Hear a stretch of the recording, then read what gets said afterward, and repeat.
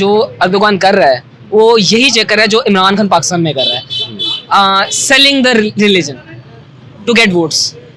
Basically Erdogan का ये system है कि अब जब इलेक्शन आते हैं पाकिस्तान में, हमने देखा होगा जब भी भुट्टो आया तो उसने रीजन के थ्रू रीजन कार्ड प्ले किया टू गेट वोट्स। जैसे ऑटोमन एम्पायर एक एम्पायर थी, इस तरह रोमन एम्पायर भी तो एम्पायर थी, वो टूटी है तो क्या अब उसके भी चांसेस है दोबारा बनने के? तो मुझे ये लगता है कि ट्रीटी ऑफ लोजान खत्म हो रहा है 2023 में, जो तुर्कियों का ब्रिटिश के साथ मुआहिदा हुआ था।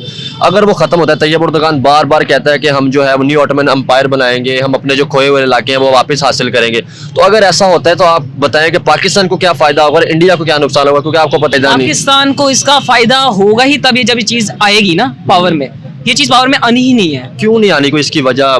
क्योंकि ये चीजें हैं पुराने जमाने की, ये एक मॉडर्न वर्ल्ड आ चुकी है। ये 2022 है, 2022 में ये ऑटोक्रेसी और ये एम्पायर्स खड़े ही नहीं हो सकते। क्योंकि इंडिया को भी उसके बाद होगा, क्योंकि कश्मीर का इशू ना काफ़ी ज़्यादा उजागर हुआ करेगा यूएन में। आप थोड़ा सा एक्सप्लेन करें किस तरह उनको नुकसान होगा। अमेरिकन जो इकोनॉमी इस वक्त ग्रो कर रही है, जो इंडियन इकोनॉमी उनके साथ कोलैप्स कर रही है सारी की सारी, वो कोलैबोरेशन उनकी सारी की सारी टूट जाएगी। और इंडिया को उसने बार बार वार्न किया। आपने देखा होगा जिनेवा कॉन्फ्रेंस में भी और यूएनओ में भी उसने इंडिया को बार बार धमकी दी है, इंडिया को बार बार वार्न किया है कि अगर आपने पाकिस्तान की तरफ कोई ऐसी हरकत की या मुस्लिम उम्मा की तरफ कोई ऐसी हरकत की तो उसका शदीद बर्मी का रद्दमल आएगा। ये मुझे पता नहीं सच है कि नहीं। उसने जब आया था पावर में उसने कहा था कोई 500 कोई ये थे खिलाफ हो गए इसके, मौलवी टाइप जो लोग होते हैं ना, उनके भी सैलरी थे, वो खिलाफ हो गए थे उसके। उसने कहा मैं आपको हज पे भेजता हूँ। उसने हज पे भेजा उन्हें और रास्ते में सुना कि उसने शिप डुबा दी। 500 के 500 ही उसने थे जो उसके खिलाफ उठे। इंडिया ने यूके को छोड़ा। इंडिया की बहुत स्टेट्स बहुत ख़राब हैं, उनकी 90% स्टेट्स बहुत नीचे हैं, उनकी कुछ मुंबई ये कुछ स्टेट्स हैं। यार अब मैंने सर्च किया था, आप भी जाकर सर्च कीजिए कि देखें कि उनकी जो है ना वो गुर्बत रेट बहुत कम हो रहा है यार। उनका गुर्बत रेट कम नहीं हो रहा, उनका गुर्बत रेट भी पाकिस्तान जितना ही है। अगर उनकी कंपैरिजन करें ना, उनकी आबादी तो 1.5 करोड़ मतलब 1.5 अरब की आबादी है। तो basically we are from China, ठीक है। हम वहाँ पे MBBS स्टडी कर रहे थे, मेजर हमारा। तो अगर चाइना हमें माशाल्लाह स्टडी में इतना सपोर्ट कर रहा है तो रेस्ट्रिक्शंस जब खत्म हो जाएंगी टर्की में, तो फिर हमें स्टडी के लिहाज से टर्की बहुत ज़्यादा सपोर्ट करेगा। उनकी कुछ स्टेट्स हैं जो कि बहुत ज़्यादा लिबरल हैं, जो कि बीजेपी के खिलाफ हैं, मोदी के खिलाफ हैं। जो स्टेट्स वो स्टेट्स हैं लिबरल स्टेट्स, वो स्टेट जा रही हैं चांद तक, वो स्टेट साइंस में जा रही हैं। अब इवन मोदी भी उनका कह रहा है कि hi this is Hamza Irfan, आप देख रहे हैं पीपल टीवी। आज का जो हमारा टॉपिक ये कि हम पाकिस्तानी पब्लिक से पूछेंगे कि ट्रीटी ऑफ लोजान जो 2023 में तुर्कियों का ब्रिटिश के साथ मुआहिदा हुआ था वो खत्म हो रहा है। तो हम पाकिस्तानी से पूछेंगे कि अगर ट्रीटी ऑफ लोजान खत्म होता है, तैयब एर्दोगान जो कि हैं वो बार बार कह चुके कि हम अपने खोए हुए इलाके वापस लेंगे और न्यू ऑटोमन एम्पायर बनाएंगे। अगर न्यू ऑटोमन एम्पायर बनता है तो इसका मुसलमान उम्मा को क्या फायदा होगा, पाकिस्तानी को खास तौर पे क्या फायदा होगा। और ये भी पूछेंगे कि अगर न्यू ऑटोमन एम्पायर बनता है जिसका रकबा 1.8 मिलियन स्क्वायर मुरब्बा किलोमीटर है, तो ये पूछेंगे कि अगर ये बनता है तो इसका इंडिया अमेरिका को क्या नुकसान हो सकता है। आए जानते हैं पाकिस्तानियों की ओपिनियन के पाकिस्तानी इजराइल को इसका क्या नुकसान हो सकता है। आए जानते हैं पाकिस्तानियों की ओपिनियन, पाकिस्तानी इस बारे में क्या राय रखते हैं। और इस हवाले से जो मेरी पर्सनल ओपिनियन है वो मैं आपको बताऊंगा वीडियो के लास्ट में। आए चलते हैं और जानते हैं पाकिस्तानियों की राय। अस्सलाम वालेकुम। वालेकुम सलाम। आपका नाम? अरबाब। क्या करते हैं? मैं स्टूडेंट हूँ ये ग्राफिक डिजाइन डिपार्टमेंट में, पंजाब यूनिवर्सिटी PUCAT। अच्छा, आज टॉपिक ये है कि आपको पता है कि ट्रीटी ऑफ लोजान ब्रिटिश के साथ मुआहिदा हुआ था तुर्कियों का, वो 2023 में खत्म हो जाना है जी। तो आप मुझे बताएं कि अगर ट्रीटी ऑफ लोजान खत्म होता है, तैयब एर्दोगान बहुत दफा कह चुके हैं कि मैं अपने जितने भी खोए हुए इलाके हैं वो वापस लूंगा, न्यू ऑटोमन एम्पायर बनाऊंगा। अगर न्यू ऑटोमन एम्पायर बनता है जिसका रकबा 1.8 मिलियन स्क्वायर किलोमीटर होगा, तो इसमें बताएं पाकिस्तान को क्या फायदा होगा और इंडिया को क्या नुकसान होगा? देखें, फर्स्ट ऑफ ऑल तो जो एर्दोगान ने बात की है, अब मैं पाकिस्तान में बैठ के तो उनके बारे में स्पेकुलेशन कर सकता हूँ क्योंकि मैं उनका वहाँ पे सिटीजन नहीं हूँ। लेकिन मेरे ओपिनियन में ये है कि जो एर्दोगान कर रहा है वो यही चेक कर रहा है जो इमरान खान पाकिस्तान में कर रहा है, selling the religion to get votes. Basically Erdogan का ये सिस्टम है कि अब जब इलेक्शन आते हैं पाकिस्तान में, हमने देखा होगा जब भी भुट्टो आया तो उसने रीजन के थ्रू रीजन कार्ड प्ले किया to get votes, to go into power. अब हमारा भी ये जो एर्दोगान भी है वो भी यही करना चाह रहा है कि वो चाह रहा है कि मैं पावर लूँ इस चीज़ से। हालांकि लोग वहाँ के खुश नहीं है इस चीज़ से। इकोनॉमी की वहाँ की डूब रही है। नहीं यार, बड़ी इकोनॉमी दुनिया में से बड़ी एक इकोनॉमी है। वो है, वो आप कह रहे हैं। आप किसी टर्की के सिटीजन से पूछें, उनके बटवे में पैसे हैं, उनके जेब में कोई रुपया है? वो नहीं है। वो लोग कह रहे हैं कि हमने वोट नहीं देना। वहाँ के जो सिटीजन हैं वो कहते हैं इनको वोट नहीं देना। वहाँ पे भी दो क्लासेस हैं, एक है लिबरल क्लास, एक कंजर्वेटिव क्लास। लिबरल क्लास तो खिलाफ है, टोटल खिलाफ है एर्दोगान की। जो कि कंजर्वेटिव क्लास है वो थोड़ी बहुत उनके साथ है, लेकिन उनके भी जेब में पैसे नहीं है, वो भी उसके खिलाफ हो रहे हैं आहिस्ता आहिस्ता। तो अर्दोगान का सिस्टम ये सिर्फ गिमिक ही है और इन माय ओपिनियन ये नहीं यानी कि चलेगा। पाकिस्तान को कोई फायदा नहीं। पाकिस्तान को इसका फायदा होगा ही तब, ये जब ये चीज़ आएगी ना पावर में। ये चीज़ पावर में आनी ही नहीं है, क्यों नहीं आनी, कोई इसकी वजह? क्योंकि ये चीज़ें हैं पुराने ज़माने की, ये एक मॉडर्न वर्ल्ड आ चुकी है। ये 2022 है, 2022 में ये ऑटोक्रेसी और ये एम्पायर्स खड़े ही नहीं हो सकते। तलवारों का ना निकल चुका हुआ है ज़माना ना, कि आप तलवारें निकल गए और आपने दुनिया बहुत तरक्की कर दुनिया बहुत तरक्की करके एक बम गिरा आपके ऊपर, दुनिया तबाह, वर्ल्ड वॉर शुरू हो गई। अब तो ये आप कर ही नहीं सकते ना, आप जोर पावर के बेस पे तो चीज़ ले नहीं सकते। अब बन गए यूरोपियन यूनियन से सारे जो हमारे इदारे हैं बड़े बड़े। अब तो इंडिया ने देखें यूके को पीछे छोड़ दिया, हमारा एशियन कंट्री है साथ ही है। इंडिया ने यूके को छोड़ा, इंडिया की बहुत स्टेट्स बहुत ख़राब हैं, उनकी 90% स्टेट्स बहुत नीचे हैं, उनकी कुछ मुंबई ये कुछ स्टेट्स हैं। लेकिन यार अब मैंने सर्च किया था, आप भी जाकर सर्च कीजिए कि देखें कि उनकी जो है ना वो गुर्बत रेट बहुत कम हो रहा है यार। उनका गुर्बत रेट कम नहीं हो रहा, उनका गुर्बत रेट भी पाकिस्तान जितना ही है। अगर उनकी कंपैरिजन करें ना, उनकी आबादी जो 1.5 करोड़ मतलब 1.5 अरब की आबादी है, उसमें से उनके 60% गरीब ही हैं। उनके पास टॉयलेट्स नहीं है वहाँ पे, ये तो हम सबको पता है ईजी कि कितना वहाँ पे भी मसला है। उनकी कुछ स्टेट्स हैं जो कि बहुत ज़्यादा लिबरल हैं, जो कि बीजेपी के खिलाफ हैं, मोदी के खिलाफ हैं। जो स्टेट्स वो स्टेट्स हैं लिबरल स्टेट्स, वो स्टेट्स जा रही हैं चांद तक, वो स्टेट साइंस में जा रही हैं। अब इवन मोदी भी उनका कह रहा है कि हम साइंस को फॉलो करेंगे, हम लोग ये पुराने ट्रेडिशन को क्या करें, यहाँ पे मटके गिरा रहे हैं क्या, आप इस तरह के हम फंसे हैं 200 साल पीछे, हम नए ज़माने में हैं। सो वो लोग भी इवन इन चीज़ को फॉलो कर रहे हैं। हम कैसे कह सकते हैं अर्दोगान फॉलो करेगा? उनका जो टर्की है, फादर है ना अतातुर्क, उसने बुनियाद रखी थी सर, मुस्तफा कमाल अतातुर्क, उन्होंने बुनियाद रखी टर्की की, मॉडर्न टर्की। उनको खिलाफत से लेके गए लिबरल सिस्टम में, उन्होंने सेकुलर किया। टर्की था एक पाकिस्तान जैसे भी है ना, जो हमारे हालात है, ऐसी था टर्की, कंजर्वेशन, एक्सट्रीमिज्म, सारा कुछ। उसने क्या किया, मैंने एक सुनने में आई मेरी बात, ये मुझे पता नहीं सच है कि नहीं। उसने जब आया था पावर में, उसने कहा था कोई 500 कोई ये थे खिलाफ हो गए इसके, मौलवी टाइप जो लोग होते हैं ना, उनके भी सेलरिक थे, वो खिलाफ हो गए थे उसके। उसने कहा मैं आपको हज पे भेजता हूँ, उसने हज पे भेजा उन्हें, और रास्ते में सुना कि उसने शिप डुबा दी उनकी। 500 के 500 इसने थे जो उसके खिलाफ उठे थे। वो किसी स्पेकुलेशंस हैं, लेकिन ये रूमर्स हैं कि उसने ये किया था अतातुर्क ने। उसने टर्की को ये किया, उसके बाद टर्की जो आज है एक पावर, सुपर पावर जो बनी है, वो इस वजह से बनी है। अब ये अर्दोगान कह रहे हैं कि हमने उसके खिलाफ जाना है, उनके प्रिंसिपल्स के खिलाफ जो उसने ले किए। तो आप जैसे हम यही हम कायदे के खिलाफ जाएं, हम जा सकते हैं, आप पर्सनली जा सकते हैं कायदे के खिलाफ? नहीं जा सकते ना, उन्होंने जो भी कहा हो आप नहीं जा सकते। इसी तरह टर्की वाले भी अगर ये करेंगे जो अर्दोगान के पीछे जाएंगे, तो ये उनके जो कायद है उनके खिलाफ जाएंगे, और कायद के खिलाफ जाने से क्या होगा उन्हें? नुकसान। अगर उनको ही नुकसान होगा तो पाकिस्तान उससे कैसे फ़ायदा उठा सकता है? पाकिस्तान का फ़ायदा किस चीज़ में है, मैं आपको बताता हूँ। पाकिस्तान का फ़ायदा सिर्फ इस चीज़ में है कि पाकिस्तान अपने हालात, अपने इंटरनेशनल जो पॉलिसीज़ है उसको लेके आए, जो इंटरनेशनल जो सीन है ना, जो इंटरनेशनली जो लॉज बन रहे हैं उसके ऊपर उतरे पाकिस्तान। रादर देन हम नोट करें कि वो कंट्री पावर में आएगी, वो कंट्री बेहतर होगी, तुम्हारे हालात बेहतर होंगे। नहीं, super powers don't rely on others, they rely on themselves. हम खुद तरक्की करेंगे, लोग हमारे पास आएंगे, इन्वेस्ट करेंगे हमारे अंदर। इंडिया में इन्वेस्टमेंट क्यों है? 1.5 अरब की उनकी आबादी है, उनकी इन्वेस्टमेंट है वहाँ पे। लोगों की सोच बहुत डिफरेंट है हमसे, वो लोग बहुत ऊपर हैं सोच में। ये टर्की वाला गिमिक है। टर्की के लोग बहुत अच्छे हैं, नॉनदलेस मेरे बहुत दोस्त हैं टर्की के, और मुझे पर्सनली बहुत अच्छे लोग लगते हैं टर्की के, माशाल्लाह से। उनकी मर्द हैं जो बहुत अच्छे मर्द हैं वहाँ के टर्की के। लेकिन ये पॉलिटिकल एक आइडियोलॉजी है ना, जो आप कह रहे हैं कि वो हमारा एक फैंटेसी है। आप खुद सोचें, ऐसा हो सकता है क्या? यूएस अलाउ करेगा क्या? रशिया अलाउ करेगा ये होना क्या? ये ऑस्ट्रेलिया, चाइना ये अलाउ करेंगे कि इस तरह हो जाए? चाइना खुद इतनी बड़ी एथियस्ट स्टेट है, आपको पता है इसका। क्या वो अलाउ करेंगे कि इस तरह खिलाफत का सिस्टम बन जाए? हो ही नहीं सकता ना, ये बात हो ही नहीं सकती। चले, थैंक यू जी, अच्छा लगा आपसे बात करके। कोई मसला नहीं, बहुत अच्छा लगा। अभी टाइम होता था और आपसे बात करते, इस टॉपिक पे काफी वास्ट टॉपिक है ये। इंशाल्लाह फिर कभी आपका नंबर लेंगे, फिर कभी और। नहीं, आप जरूर ले, बिल्कुल कभी आपको जरूरत पड़े इस चीज की तो बिल्कुल आपसे मुलाकात। अस्सलाम वालेकुम। वालेकुम सलाम। आपका नाम? हुमैरा। क्या करती हैं जी आप? मैं स्टडी कर रही हूँ, मेरा लास्ट ईयर चल रहा है। क्या स्टडी कर रही हैं? डाइट एंड न्यूट्रिशन पढ़ रहे हैं। गुड। अच्छा, आज का जो हमारा टॉपिक ये है कि आपको पता है ट्रीटी ऑफ लुज़ान, जो उनका मुआहदा हुआ था ब्रिटिश के साथ, जो तुर्की का हुआ था, वो खत्म हो रहा है 2023 में।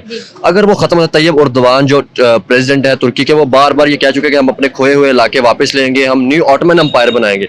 अगर न्यू ऑटोमन एम्पायर बनता है, इसका पाकिस्तान को क्या फायदा होगा, मुसलमानों को खास तौर पर क्या फायदा होगा, और इंडिया और चाइना और अमेरिका को इसका क्या नुकसान हो सकता है? अच्छा, सबसे पहले तो ये बताते हैं कि ये हुआ क्यों था मुआहदा। वो इसलिए हुआ था कि जो ऑटोमन एम्पायर थी ना, उसको ब्रेक किया था उन्होंने, और डिफरेंट जो हिस्सों में उन्होंने उसको डिवाइड कर दिया था। और इस पे ये उन लोगों ने ना ये उन्होंने उनके साथ मुआहदा किया था कि आपके जो इलाके हैं ना, आप उस पर टैक्सेस वगैरह नहीं ले सकते।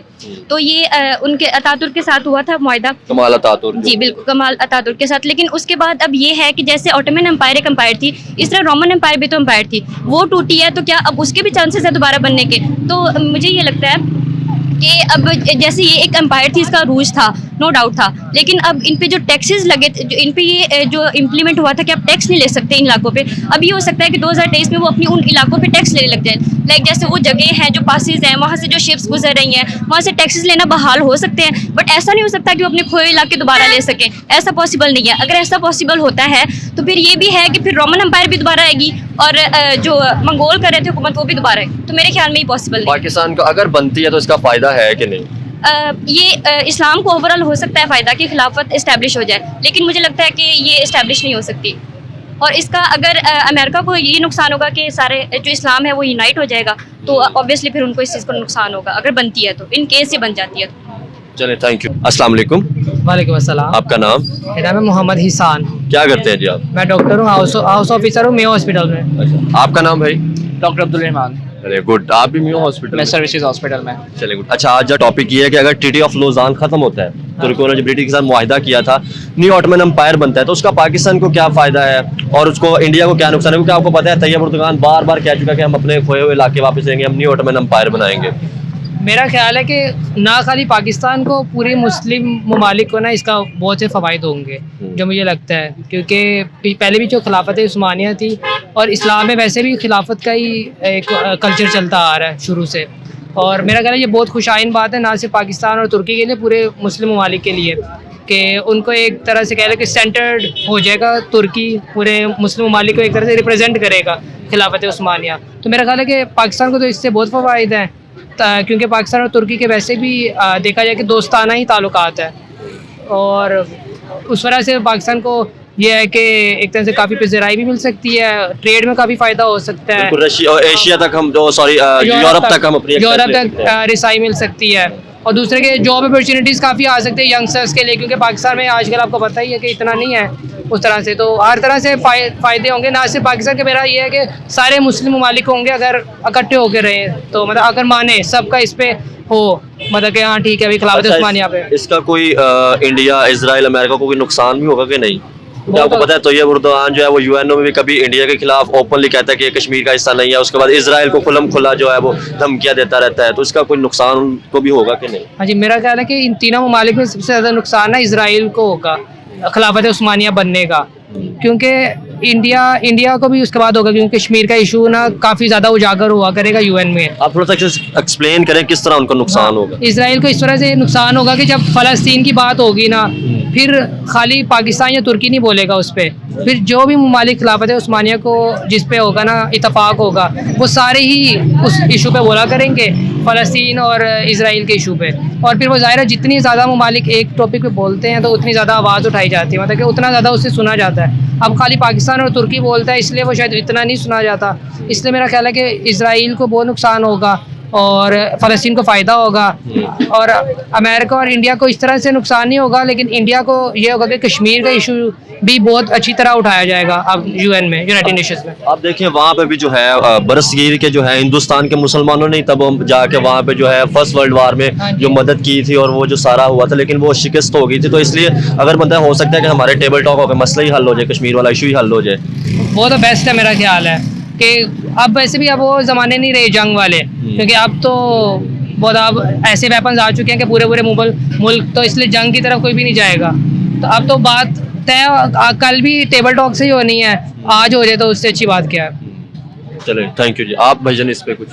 मैं बस ये अपना एक्सपीरियंस शो करना चाहूँगा, क्योंकि मैं सियालकोट से बिलोंग करता हूँ और मैंने मोस्टली देखा है कि वहाँ पे सर्जिकल गुड्स और लेदर जो है ना वो गुड्स एक्सपोर्ट होते हैं, क्योंकि मेरे अपने चचाजाद भाई हैं, ठीक है, उसके बाद मेरे अपने कज़न हैं जो कि लेदर एक्सपोर्ट कर रहे हैं वहाँ पे टर्की में। उसके बाद सर्जिकल इंस्ट्रूमेंट्स हम खुद जो है ना वो मेरे ही कज़न वगैरह वो वहाँ पे टर्की में एक्सपोर्ट करते हैं। उसके बाद हसन अब्दाल से मेरे बहुत सारे दोस्त हैं जो कि वहाँ पे इंजीनियरिंग के लिए जाते हैं। अगर अभी टर्की हमें इतनी सारी अपॉर्चुनिटी स्टूडेंट्स को भी दे रहा है, तो फिर बाद में सोचे कि कितनी अच्छी अपॉर्चुनिटीज़ हम लोग को मिल सकती हैं। तो basically we are from China, ठीक है। हम वहाँ पे MBBS स्टडी कर रहे थे, मेजर हमारा। तो अगर चाइना हमें माशाल्लाह स्टडी में इतना सपोर्ट कर रहा है तो रेस्ट्रिक्शंस जब खत्म हो जाएंगी टर्की में तो फिर हमें स्टडी के लिहाज से टर्की बहुत ज़्यादा सपोर्ट करेगा और हमारे स्टूडेंट वहाँ पे जाके और ज़्यादा बेहतरीन पॉलिश होंगे, ठीक है। और यही तो चीज़ हमें चाहिए, क्योंकि जब नॉलेज होगा तो फिर उसके बाद आप एजुकेशन होगी तो हम जरूर, बिल्कुल ऐसी एजुकेशन होगी तो देन वी कैन प्रॉस्पर इंशाल्लाह। चले, थैंक यू जी। अस्सलाम वालेकुम। वालेकुम अस्सलाम। आपका नाम? मोहम्मद अनवर शाहीन। आपका नाम? बिलाल अहमद। क्या करते हैं? मैं एग्रीकल्चर यूनिवर्सिटी से एग्री साइंसेज की डिग्री कर। और आप? डिजिटल मार्केटिंग कर रहा हूँ। अच्छा, टॉपिक ये है कि देखें ट्रीटी ऑफ लोजान ख़त्म हो रहा है 2023 में, जो तुर्कियों का ब्रिटिश के साथ मुआहदा हुआ था। अगर वो ख़त्म होता है, तैयब उर्दगान बार बार कहता है कि हम जो है वो न्यू ऑटोमन एम्पायर बनाएंगे, हम अपने जो खोए हुए इलाके हैं वो वापस हासिल करेंगे। तो अगर ऐसा होता है तो आप बताएं कि पाकिस्तान को क्या फ़ायदा होगा और इंडिया को क्या नुकसान होगा? क्योंकि आपको पता है तैयब उर्दगान ने हमेशा से पाकिस्तान की सपोर्ट किया UNO में कश्मीर पर लेके कि वो कश्मीर इंडिया का हिस्सा नहीं है। तो इस पर आप बताएं कि आपका इस बारे में क्या राय है? सर सबसे पहले तो अगर हम बात करें डिफेंस के हवाले से तो ये एक पूरे का पूरा खिता जो जिसमें यूरोपीय यूनियन वगैरह आ जाते हैं। फिर ये कि मुस्लिम ममालिक जो इस वक्त बिल्कुल एक बेआसरा हैं किसी भी हाई कोर्ट से, किसी भी इस्तदा के लिए कि वो उनके कोई भी डिफेंस नहीं मिल रहा, कोई भी उनका फैसला नहीं हो रहा किसी भी हवाले से। जैसे कश्मीर के बारे में हम बातें करते हैं, फिर हम फ़लस्तीन के हवाले से बातें करते हैं, इसराइल का कोई वन ऑर्डर जो उसकी ट्रीटी चल रही है वो उसके हवाले से बातें करते हैं। तो हम बिल्कुल इस वक्त बेआसरा हैं। अगर ये हमारा पूरे का पूरा खिता मिल जाता है हमें तो हम ये एक तो इस हवाले से हम बिल्कुल फ्री हैंड हो जाएंगे। इकोनॉमिक क्राइसिस बहुत है, फूड क्राइसिस आपको पता है हमारे पाकिस्तान। इकोनॉमिकली बात करते हैं तो पूरे जैसे हम खुद एटॉमिक पावर हैं, ठीक है। उसके वाले फिर ये कि तुर्की यूरोप में भी आता है, उनकी इकॉनमी भी ठीक है और मुख्तलिफ ऐसे ममालिक है जिनमें हम ऑयल्स वगैरह ले रहे हैं, ठीक है। वो बिल्कुल उन्हें भेजते हैं यूरोपियन कंट्रीज़ के लिए। यूरोपीय यूनियन जब टूट जाएगी तो लाजमी सी बात है ये सारे का सारा खिता ये ऑयल पर जो हमारा प्रोड्यूस कर रहा है ये सब कुछ हमें ही देगा, तो इकोनॉमिकली भी हम आप हो सकते हैं। फिर ये है कि जो आप कह रहे हैं कि उसको इंडिया को नुकसान है या नहीं है या किसी और को, मैं पूछ रहा हूँ कि उसको कोई नुकसान हो सकता है कि नहीं? बिल्कुल आपके सवाल का जवाब सर ये है कि लाजमी सी बात है हम जब इकट्ठे हो जाएंगे मुस्लिम ममालिक का एक पूरा खिता, एक पूरा जो ऑटोमन एम्पायर पहले 1000 ईयर रूल किया है हमने, तो उसमें हम एक दूसरे के साथ बाहमी तामन भी होगा हमारा। फिर हम एक बिल्कुल पूरा खिता जो आपस में जुड़ जाएगा तो ये हमारा एक पूरे का पूरा ब्रांड बन जाएगा एक जिसमें हम इस वक्त बिल्कुल बेयारो मददगार फिर रहे हैं। फिर ये है कि फ़लस्तीन को अपना इसराइल को इस बात के लिए ख़तरा बन जाएगा जो वो रूल करने के लिए कर रहा है या जो अपने आप को ग्रो अप कर रहा है। जो हमारा वहाँ पे किबला अव्वल है वो हमारे लिए भी मुकद्दस है, उनके लिए भी मुकद्दस है, वो उनसे छीन जाने का ख़तरा है उन्हें। तो सबसे पहले तो हमारा ये इस्लाम दुश्मन जो है इसराइल के लिए ख़तरा है। फिर ये अमेरिकन जो इकॉनमी इस वक्त ग्रो कर रही है, जो इंडियन इकॉनमी उनके साथ कोलैप्स कर रही है सारी की सारी, वो कोलैबोरेशन उनकी सारी की सारी टूट जाएगी। अब चाइना जैसे रूल कर रहा है वो ओवर द ये जो सारी हमारा खिता है इसमें अपनी इकॉनमी को बढ़ाने के लिए वो वहाँ पे इन्वेस्ट भी कर रहा है। कम से कम उसके 13 कॉरिडोर्स चल रहे हैं, जैसे हमारे ये CPEC चल रहा है, ऐसे ये अफगानिस्तान देखें ये भी स्लो हो गया। चाइना ने पाकिस्तान को छोड़ के जो ईरान के अंदर जो इन्वेस्टमेंट करने शुरू कर, सर उन्हें भी यही लगता है। पहले ये अफगानिस्तान में भी था, ठीक है, लेकिन अब जब अफगान वार के बाद उन्हें भेज दिया वापस तो वो सबसे पहले इस सारे खिते को ग्रैब करने की कोशिश कर रहे हैं जैसे हमारा पाकिस्तान में है, ठीक है। अगर हम ये इन्हें वापस नहीं करते हैं, हमारी तो इकॉनमी वैसे ही अब कोलैप्स कर गई है, तो हम अगर इन्हें वापस नहीं करते तो लाजिम सी बात है ये अपना खिता वैसे ही वापस ले लेंगे। ये हमारा हमने यहाँ पे इन्वेस्ट किया है, ये काइंडली हमें वापस कर दें। हम पैसे तो उन्हें वापस कर नहीं सकते, जो हमने उनसे इमदाद ली वो तो कर ही नहीं सकते, हमारे पास तो इतनी बजट ही नहीं अब बचा। तो इस हवाले से हम ये कह सकते हैं कि ऑटोमन एम्पायर अगर तो ठीक बन जाता है, अगर ये ट्रीटी ठीक है ख़त्म हो गई है, अब ये हम आपस में जुड़ जाते हैं, यूनिट हो जाते हैं, तो ये हमारे लिए बहुत ही ज़्यादा फ़ायदे की बात है। और जो हमारे दुश्मन हैं उनके लिए ज़ाहिर बात है खतरे की बात है। आप इस पे भाईजान? सबसे पहले तो ये बात है कि ये पॉसिबल नहीं है। दुनिया की जो ताकतें हैं ना वो नहीं चाहती ऐसा हो, उन्होंने होने नहीं देना। अगर हो जाता है तो मेरे ख्याल में मुसलमानों के लिए अल्लाह पाक ने एक नई राह खोल दी, तिजारत के लिहाज से भी, दिफा के हिसाब से भी, और सबसे ज़्यादा जो इस वक्त इंडिया में जुल्म हो रहा है मुसलमानों के ख़िलाफ़ वो ख़त्म हो जाए, क्योंकि उन्हें पता चल जाएगा कि इनके पीछे इनकी मदद करने के लिए, इनकी दाद रसी करने के लिए कोई आ गया है। और तैयब उर्दगान सिर्फ तिजारत के लिए नहीं कर रहा, ये अपने इलाकों के लिए नहीं कर रहा, मेरे ख्याल में वो मुसलमानों के लिए कर रहा है। उसका टारगेट ये नहीं कि अपने इलाके वापस लेने हैं, उसका टारगेट ये है कि जो हमारा खोया हुआ विरसा है, जो हमारा मुकाम है मुसलमानों का, उम्मे मुसलमान का, उसे वापस लेना। चलो थैंक यू जी, अच्छा लगा आपसे बात। अस्सलाम वालेकुम, वालेकुम सलाम। आपका नाम? मेरा नाम शेर अली साजिद। क्या करते हैं जी आप? मैं बेसिकली सर ये प्रॉपर्टी का काम है, और वैसे मेरा जो लिंक है वो सियासी पार्टी PMLN से है, और मैं PMLN के लिए वर्क कर रहा हूँ, काम कर रहा हूँ। अच्छा, आज का जो हमारा टॉपिक ये कि आपको पता है कि तैयब उर्दुगान जो है, ट्रीटी ऑफ लुज़ान जो ब्रिटिश के साथ उनका मुआहदा हुआ था तुर्कियों का, वो खत्म हो रहा है 2023 में। तो आप मुझे ये बताएं कि तैयब उर्दुगान ना बार बार हर दफा बहुत दफा कह चुका है कि जो हम अपने खोए हुए इलाके हैं ना वो हम वापस लेंगे, ट्रीटी ऑफ लुज़ान वापस लेंगे, न्यू ऑटोमन एम्पायर बनाएंगे। तो आप बताएं कि अगर वो न्यू ऑटोमन एम्पायर बनाने में कामयाब हो जाता है तो उसमें पाकिस्तान को क्या फायदा और इंडिया को क्या नुकसान हो सकता है? क्योंकि आप देखें वो UNO में बार बार कश्मीर की हमायत करता है, पाकिस्तान का बहुत दफा साथ दे चुका है। इस पे आप थोड़ा सा बताएं। जी, मैं आपको बताता हूँ कि तैयब उर्दुगान जो है ये एक मुस्लिम उम्मा का एक असल हीरो है और असल रहबर है। तो ये जो उनसे मेरी नज़र में कि जो तैयब उर्दुगान साहब हैं, ये जो जिस चीज़ को ठान लेंगे उस चीज़ पे आमादगी जाहिर नहीं करते थे, और ये इंशाल्लाह ताला इस मिशन में बिल्कुल कामयाब होंगे।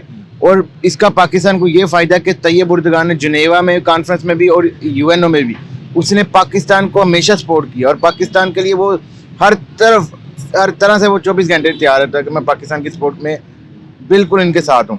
और इंडिया को उसने बार बार वार्न किया, आपने देखा होगा जिनेवा कॉन्फ्रेंस में भी और UNO में भी उसने इंडिया को बार बार धमकी दी है, इंडिया को बार बार वार्न किया है कि अगर आपने पाकिस्तान की तरफ कोई ऐसी हरकत की या मुस्लिम उम्मा की तरफ कोई ऐसी हरकत की तो उसका शदीद बर्मी का रद्दमल आएगा। तो मेरा नहीं ख्याल कि तैयब उर्दुगान जो है वो पाकिस्तान के मामला में पीछे हट जाएगा। वो पाकिस्तान के शाना बशाना खड़ा है और हर टाइम खड़ा है। ये पाकिस्तान की न्यू जनरेशन हो या ओल्ड जनरेशन हो, उसको भी पता है कि पाकिस्तान के साथ जो तैयब उर्दुगान का तल्लक है वो भाइयों वाला है, दोस्ती वाला तल्लक नहीं है। और तैयब उर्दुगान पाकिस्तान आए थे 2013 में, मैंने तब भी उनको देखा था कि वो मियां मोहम्मद नवाज साहब के साथ उन्होंने बड़े अच्छे तरीके से पाकिस्तान लाहौर को अवाम का दिल खुश किया था। अच्छा, और जी बताएं। और वो जो है वो हमें हमारे साथ हैं और हमारे साथ खड़े रहेंगे, और हमें उनका बहुत ज़्यादा बेनिफिट है। और वो जो इंडिया को बार बार वार्न कर रहे हैं, और इंडिया को उन्होंने बार बार हर प्लेटफॉर्म पे उन्होंने उसको वार्न किया और उसको धमकी दी है। अब आप बताएं कि न्यू ऑटोमन एम्पायर जो बनता है, क्योंकि देखें वो तैयब उर्दुगान जो है वो इजराइल को भी काफी दफा धमकियां दे चुके हैं खुला। तो ये बताएं कि क्या कोई ऐसी साजिशें हैं जो न्यू ऑटोमन एम्पायर बनने से, क्योंकि आपको पता है इसका जो रकबा होगा ना वो 1.8 मिलियन स्क्वायर मरबा किलोमीटर होगा। मेरा नहीं ख्याल कि तैयब उर्दुगान के आगे कोई ऐसी वो तैयब उर्दुगान किसी धमकी में या किसी ब्लैकमेलिंग में आएंगे। तैयब उर्दुगान ने अगर ये फैसला कर लिया है कि उन्होंने ये इसको ख़त्म करना है तो वो इंशाल्लाह ताला इसको ख़त्म करेंगे और पाकिस्तान के शाना बशाना खड़े होंगे। चले, बहुत शुक्रिया, अच्छा लगा आपसे बात करके, थैंक यू। इस हवाले से जो मेरी पर्सनल ओपिनियन है वो बताने से पहले मैं आपको एक बात ऐड करता चाहूँ कि ये वो जगह है जिसमें मैं इंटरव्यू कर रहा हूँ। ये जो है पुरानी अनारकली कहा जाता है। जब इंडिया की टीम 2003 या आई थिंक 4 में आई थी तो सौरव गंगोली जो उनके इंडियन क्रिकेट टीम के कैप्टन थे वो सिक्योरिटी प्रोटोकॉल को होटल से तोड़ के यहाँ पे खाना खाने के लिए आ गए थे, और वो अपना इस बात का मतलब जिक्र कई इंटरव्यू में अपने में कर चुके हैं कि और मुशर्रफ ने उनको रोका था कि आप सिक्योरिटी प्रोटोकॉल ना तोड़े। तो बाकी और जो मेरी इस हवाले से पर्सनल ओपिनियन है वो ये है कि देखिए अगर जो न्यू ऑटोमन एम्पायर का जो उन्होंने ख्वाहिश जाहिर किया तो मुझे ये लगता है कि जो पाकिस्तान को इस बात से रोकना चाहिए इनको, या इस बात में उनका कि एक नया कश्मकश में हम पड़ जाएं। सऊदी अरब भी एक बहुत बड़ी इकोनॉमी बनता जा रहा है और न्यू ऑटोमन एम्पायर जो बनेगी वो मुस्लिम ममालिक में बनेगी। तो मेरे ख्याल से ये है कि पाकिस्तान को ये चाहिए, क्योंकि पाकिस्तान का जो सऊदी अरब, ईरान और तुर्की के साथ बहुत अच्छे ताल्लुकात है। तो मेरे ख्याल से ये लगता है कि हम इनको आपस में हमें इनकी जो है वो इस नई कश्मकश से नई कश्मकश में फंस जाए, इससे पाकिस्तान को इनको रोकना चाहिए। ताकि कहना चाहिए कि जितने भी हमारे मुस्लिम ममालिक हैं इनको जो है वो तरक्की करनी चाहिए, जो अपनी इकोनॉमी सही करनी चाहिए। ये थी मेरी ओपिनियन इस हवाले से। इस चैनल को सब्सक्राइब करें, लाइक करें, शेयर करें।